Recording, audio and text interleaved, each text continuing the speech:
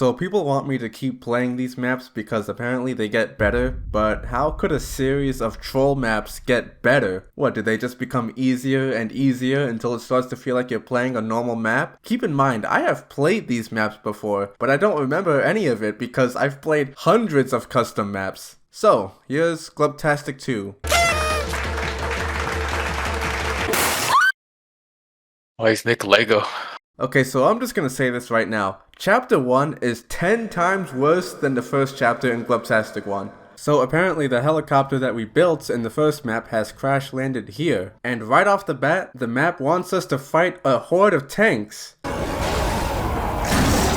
The map literally just started. I know troll maps love the tank, but at least the map starts you with tier 2 weapons, but there's no ammo, so you'd better make those shots count. The tanks don't come at you all at once, thank God, so you have to fight them one at a time, like you're pulling mobs in a World of Warcraft raid. Also, the road that you're on has a bunch of vehicles that the tanks can hit, so you have to really position yourself well. I can't express just how much I hate this first part. Eventually, the map gives you more Molotovs, which helps, but the amount of space you have to work with is very limited. You'll also get an ammo pile, but you have to kill like 6 tanks to even get to it. And on expert difficulty, every tank has 8,000 health, so you'll either need to pull some miracle out of your ass or hope you get a grenade launcher to spawn at the beginning, because grenade launchers actually are pretty effective against tanks. What more can I say about this? This is only the beginning. After killing those tanks, the map throws a puzzle at you. There are letters you have to interact with in a certain order. If you guess wrong, the map punishes you by spawning an infected. It could be a charger, it could be a witch, it could be a tank. I think there were around 15 of them, by the way. The puzzle is pretty simple though. All you have to do is spell out Glubtastic and the door opens. Great, now you've got to do parkour. I hope you don't fall. Technically, we've only gone a small distance so far, but in reality, we're like 15 minutes into this chapter. All because of those goddamn tanks at the start. So if you die here, I pray for your sanity, cause you gotta do all that all over again. There was a machete in a wall, but interacting with it spawns a tank, which somehow didn't kill us. The tank actually fell himself. After that, you'll see a first aid kit in a wall, but I didn't even touch it because it's probably just another tank behind it. And now, after that, there are pillars moving up and down that you have to go under. And oh my god, okay, the last section of this chapter is a do or die moment. Nope. Like, are you serious? After all of that BS you just put us through, this is how we end the chapter? So there are 3 safe house doors. One of them is real, the other 2 are fake. And if you guess wrong, there is no way to find out which safe house is the correct one. And there's no way to cheese it either. Once the door is closed, you fall to your death. I mean, on top of that, the safe house is randomized. Damn.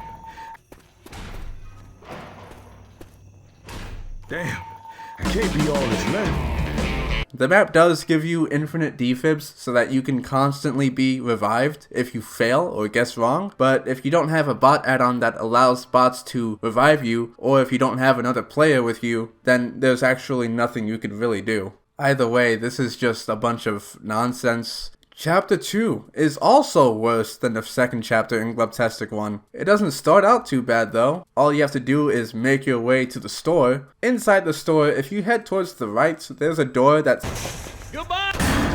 Your objective in this store is to gather food and place it in the cart like you're grocery shopping. I don't know why this holds the key to opening this door, but it is what it is. When you start pushing the cart, an infinite horde will begin, and will only end once you complete this whole section. And the further you go, the map will eventually start spawning witches, and eventually tanks. This is just a clusterfuck since there is little to no space and the zombies are spawning literally above you. Even with the supplies given to you, I'm just not sure what you're meant to do here. Non-stop zombies with wandering witches who spawn with no warning. What the fuck? You bitch! God! After getting all the groceries, the cart will ram through the door, revealing a hallway of nicks. I don't know what this is supposed to mean, or if it even means anything, but the cart falls all the way down and we go into the safe house. Chapter 3. This chapter starts with the safe house door not opening properly. You have to push and shove it until it moves for some reason. After exiting, you can go back here and find Francis, but 2 jockeys will spawn on your head if you go over here, so it's just a waste of time. If you try to move forward, the map will spawn a gate and yet another tank behind you, except he is fully set up to hit this branch and kill the entire team. After killing him, the gate disappears and you're free to press on. There are more supplies here, but don't worry, the map will still troll you when it sees fit, like this pipe bomb for example. What the Man, I'm dead. What was that?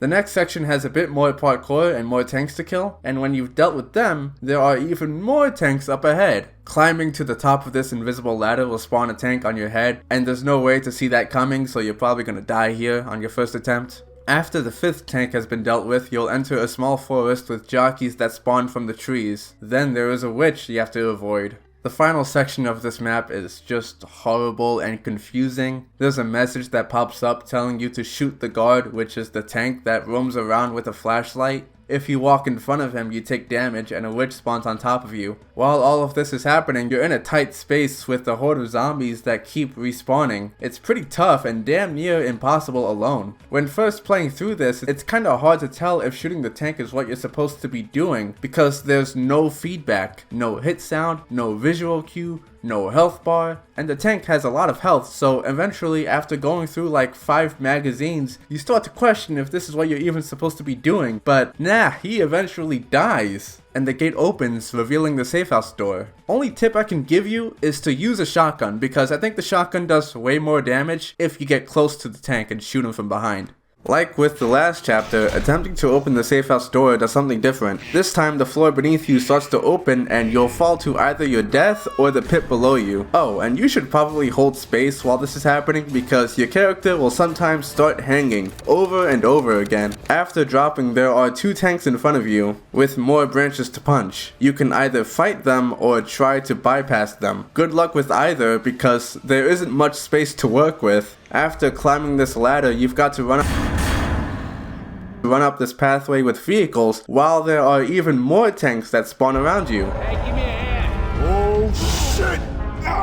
These tanks just throw rocks, so I hope your rock dodging skills are on point. You kind of have to take a leap of faith here towards Bill, and when you do, it turns out it's another invisible ladder. But hey, this part looks cool at least. Failing any jumps doesn't automatically kill you too. Finally, something positive. Won't last long though because the map isn't done with the tank spam. Like, what was I supposed to do there? He literally spawned inside of me. Like, at this point, I'm at a loss for words. People said these maps get better? Well, I'm not seeing it right now. And when you get past this tank, there is another one that spawns in front of you. Again! You get past him and eventually you'll find a motor to shoot. And when you do, guess what? Another tank spawns! Guys, the entire campaign has been nothing but tank spam. Glubtastic 1 had a lot of trolls, but at least it wasn't spamming tanks the entire time. Oh yeah, and don't forget the mandatory hordes and specials that end the run. Okay. Finally, you return back to where you started, and the chapter ends. It's just such a tough chapter. There's a lot of do or die moments when it comes to all the tanks. There's no space to dodge the rocks. Most of the tank spawns consist of damage checks, which you don't even have enough ammo to fight through. You gotta just pray that they get stuck or fall off the map. Other than that, you're pretty much screwed. There's not much to talk about other than that. Chapter 5 is the easiest chapter in the whole campaign. Hell, it's probably the easiest chapter so far in the Glubtastic series. After opening the safe house door, you just run along a path until you reach the inevitable tank spawn. There are some trolls here and there, but they're all optional. Now, there are 2 ways of beating this chapter. The first is to play through the map like the map creator intended, meaning you fight every tank and avoid all of the trolls. Or you can just speedrun because one thing this chapter doesn't do is stop you in your tracks. You are free to run from the start to the end without any interruptions. There's one big shortcut at the beginning. You jump off a ledge and land on the ladder and rush through the entire parkour section, but the map creator has foreseen this and puts a message message here to let you know that he's onto you. He's onto your shenanigans. If you take this shortcut, the map will spawn an insane amount of tanks. But the thing that confuses me is, why put this message here? And also, why not put the tanks directly in front of you instead of behind you? If you wanted the player to beat the map in a legit way, why not put a death barrier like by mountain? I'm not sure. Either way, this message is just clowny, and this chapter is clowny, and a failure at trolling the player. There is a certain point where the map spawns so many tanks anyway, so rushing through is the best option. It's short too, so there is no reason to not cheese the map. The map is already cheesing you, so it's only fair. Well, we made it to the finale. Apparently there is a ginormous boomer who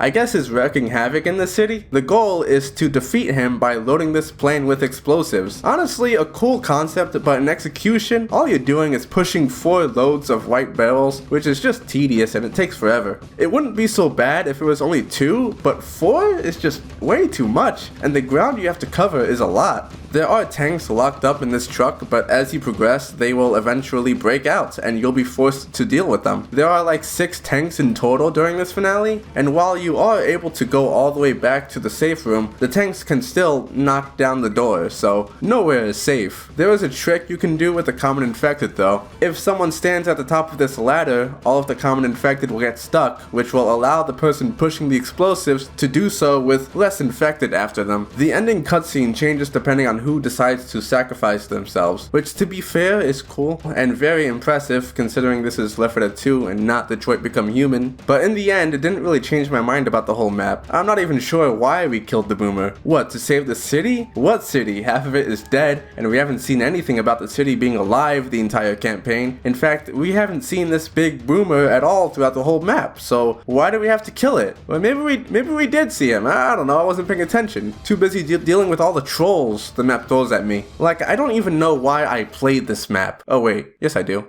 What the Man, I'm dead. What was that?